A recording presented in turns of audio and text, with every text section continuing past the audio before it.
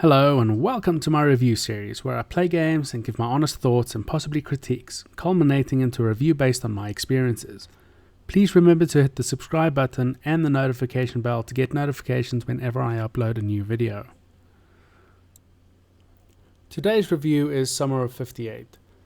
But before I carry on with the review, I just want to say, if you are one of the people who refunded the game after finishing it, in hopes of just getting a free game and not having to pay for it, that's a really scummy move. If you enjoyed the game and the game was worthwhile to you, then please support the developer.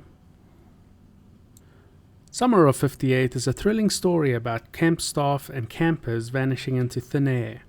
You are asked to go to the facility where it happened and look around as rumors of ghosts are circulating. Although the story is short compared to most games, it is well written and well worth playing the game for. The story has a dark and ominous tone, helping your brain to prickle with wonder for what awaits.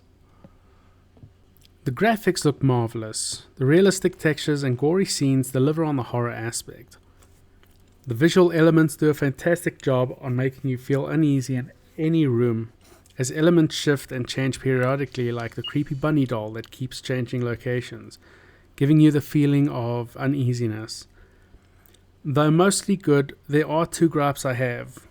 The blur that occurs when looking around has no setting to lessen it or turn it off, but as you play with it on, it makes sense that it's on, as when you look around quickly to something, it adds to the uneasiness you feel, though this might cause issues for some players. The second issue, though, mostly an annoyance, is the fact that while you're in the menu exploring options, when you hit the back button, it takes you back to the main menu instead of back a page. There is no tutorial though. As you play the game, it does give you hints as to some of the controls. There is no setting that lets you see the game's controls either, leaving you with pressing every key on the keyboard to see what it does. Not the best, so it could use a bit of improving. The sounds are one of the most important parts to a horror game, and Summer of 58 knocks us out of the park. The sounds that occur throughout the game gives you a sense that there is movement in the building, even though you are the only person there. Every sound makes the hair on your neck stand on end, which is my own fault for waiting to do this review at night in the dark and alone. There is a minimal amount of voice acting in the game, which is good. You don't want someone to suddenly start talking while you are focusing on the game. It would scare the shit out of you. The radio will turn on every so often, and the sound of someone humming also occurs, adding to the nightmare feel already in the game. No other music beyond that. The gameplay flows at a steady pace and moves the game along when certain criteria are met, allowing you to progress further. Though I do feel the camera looking around feels a bit sluggish. It's not game breaking though. While cinematics in the game are sparse, they do give a job of giving off a spooky vibe and telling the tale. The controls do need some work. The movement feels a little clunky at times, as well as the camera with no setting to refine either of them.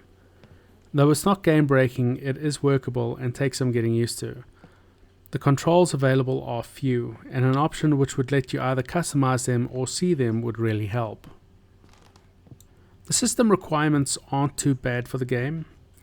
The minimum requirements are Windows 7, 8, 8.1 and 10 at 64 bits, Intel Core i5 3470 or AMD Ryzen 3 1200, 8 gigs of RAM, NVIDIA GeForce GTX 760 2 gigs or AMD Radeon R9 280 3 gigabytes, DirectX 11 and 12 gigs of storage.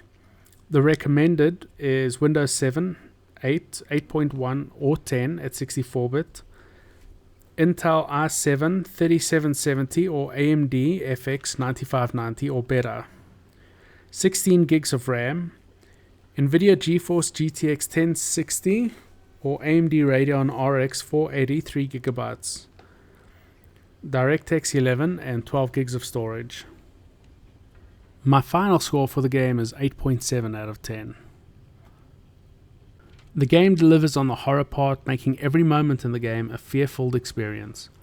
While there are some issues, they do not affect your gameplay experience except for the motion blur. The others pertain to the settings.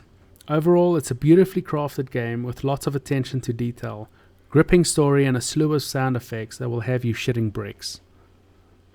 If you enjoyed the video, then please like, comment, and subscribe. Your support really matters to me. Thank you very much, and see you in the next one.